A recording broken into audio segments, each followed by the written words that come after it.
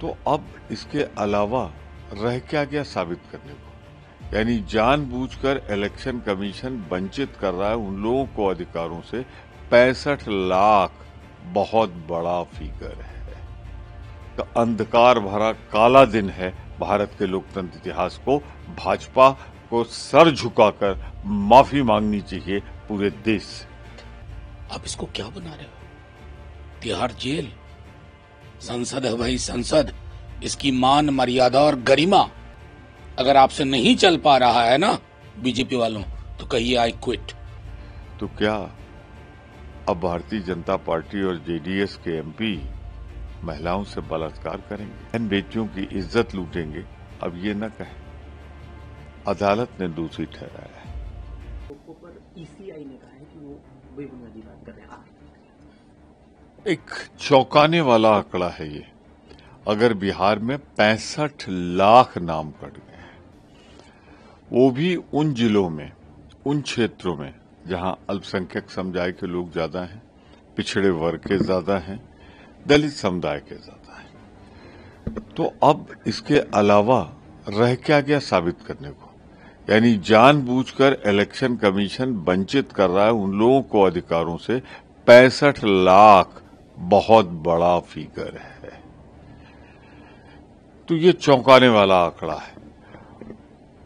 राहुल गांधी ने ठीक कहा है कि भारतीय जनता पार्टी सरकार के इशारे पर जिस तरह चुनाव आयोग अगर ऐसा करता है और सबूत है तो दिए जाएंगे। और ये कल्पना करिए कि 65 लाख का मतलब क्या होता है। देखिए, हठधर्मिता तो हम देख ही रहे हैं चुनाव आयोग की।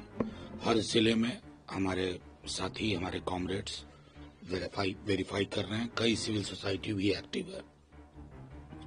और हमने तो ये भी देखा कि चुनाव आयोग को स्पष्ट शब्दों में माननीय सर्वोच्च न्यायालय ने जो निर्देश दिया था उसका भी पालन नहीं किया गया।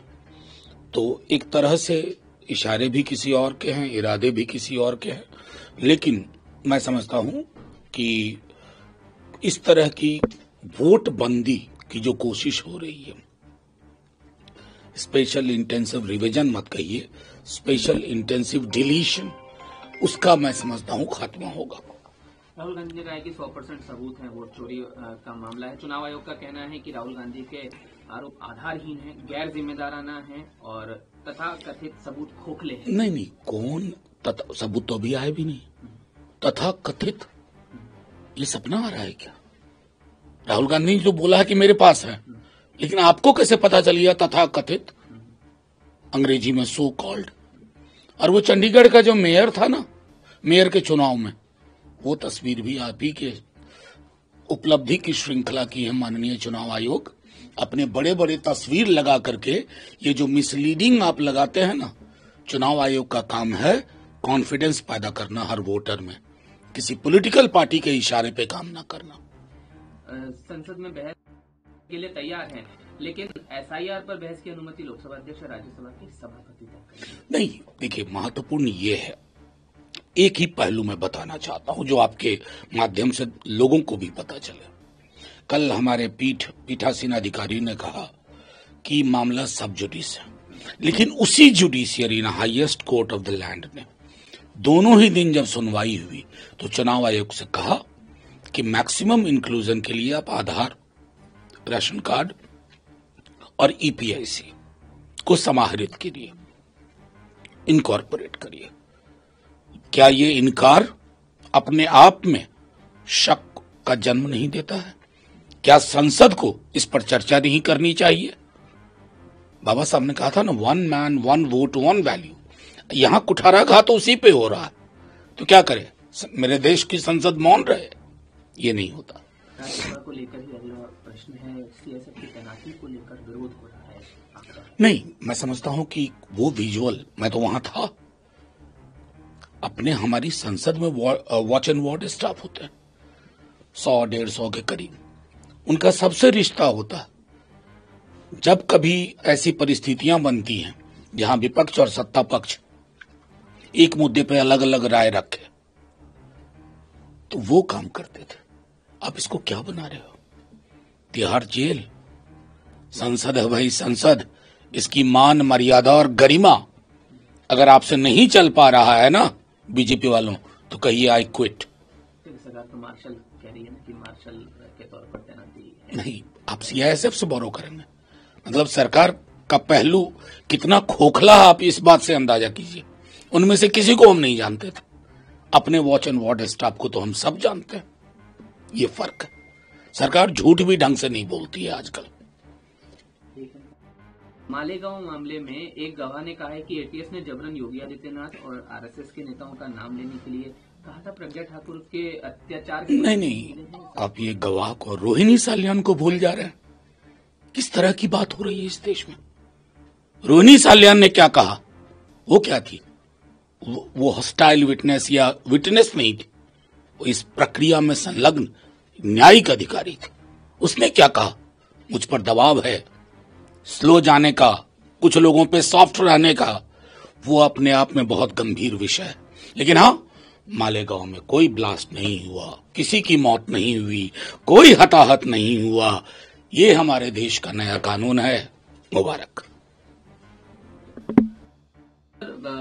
डोनाल्ड ट्रंप ने एक बात कही है कि संभावित ऐसा खबरें हैं कि रूसी तेल खरीद रोक सकता है भारत, तो ये अच्छा कदम जो है वो हो सकता है, लेकिन संयमित जवाब जो है एमईए की तरफ से भी आया था। देखिए, मैं संयमित नहीं मानता हूं। क्या who is America to tell us where to buy our oil from? हम कहां से खरीदें, कहां से ना खरीदें? मैंने कहा ना कि अगर डोनाल्ड ट्रंप के सीज फायर वाले बयान पे हमने ढंग से प्रतिकार किया होता प्रधानमंत्री के स्तर पर, इतना मन नहीं बढ़ता। ये मन बढ़ू होते जा रहे हैं। हमारे बिहार में एक शब्द है, और मुझको लगता है कि हमारी अर्थव्यवस्था में जो भी दिक्कतें हैं, समाधान के लिए अमेरिका की ओर नहीं देखना। कई सारी परेशानियां हैं, लेकिन अगर इस तरह का वर्ल्ड ऑर्डर बनाने की चेष्टा कर रहे हैं मिस्टर डोनाल्ड ट्रंप, तो मैसेज हमारी ओर से ये संयमित भाषा का दौर खत्म कर लिया है उन्होंने। राज्यसभा में की तो पहले से ही तैनाती एक प्रक्रिया का हिस्सा ही है। आज तक कभी भी भाजपा सरकार को छोड़ के अर्धसैनिक बल, पार्लियामेंट हाउस तो छोड़ दीजिए, कभी सदन के अंदर जाने का कोई दृष्टांत नहीं है। सदन पवित्र मंदिर लोकतंत्र का, वहां आपने अर्धसैनिक बल कर दिए। आज अर्धसैनिक बल है, कल आप सैनिक बल करेंगे। तो क्या सांसदों के लिए अर्धसैनिक बल लगाया जाएगा कि वो अपने अधिकारों का प्रदर्शन न कर सके? वो जाना चाहते हैं, बिल में जाने दीजिए उनको। आप कार्रवाई करिए आसन से बैठ के, पर आप उनकी अभिव्यक्ति सीआईएसएफ अर्धसैनिक बल से रोकेंगे, बल प्रयोग करेंगे, महिलाओं पर पुरुष सिपाही बल प्रयोग करेंगे। ये एक अंधकार भरा काला दिन है भारत के लोकतंत्र इतिहास को। भाजपा को सर झुकाकर माफी मांगनी चाहिए पूरे देश से। ये जो फैसला वो आ गया है, आज उस पे सजा का ऐलान होगा, क्या कहना? प्रज्वल रवन्ना है कौन? सांसद रहे, भारतीय जनता पार्टी और जनता दल एस गठबंधन में सरकार है। उस समय सरकार थी, संसद में भी दोनों साथ साथ हैं, यहां भी मिली जुली सरकार है। और ये ग्रैंडसन है देवगौड़ा के, जो भारतीय जनता पार्टी के परम पूज्य नेता है, और जो मंत्री है ना भारतीय जनता पार्टी सरकार के केंद्रीय, उनके परिवार के। तो क्या अब भारतीय जनता पार्टी और जेडीएस के एमपी महिलाओं से बलात्कार करेंगे? अब ये न कहें, अदालत ने दोषी ठहराया है। बहन बेटियों की इज्जत लूटेंगे, ये आरोप लगे थे, अब तो कोर्ट ने साबित कर दिया। क्षमा याचना करेगी भारतीय जनता पार्टी की सरकार अपने सांसद गठबंधन के जो थे उनके कुकृत्य के लिए।